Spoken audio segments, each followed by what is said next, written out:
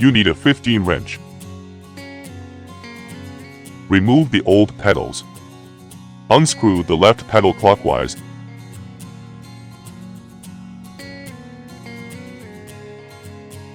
And loosen the right pedal counterclockwise.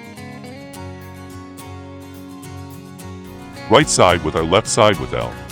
Each side has own threads. Reversing pedals can cause damage.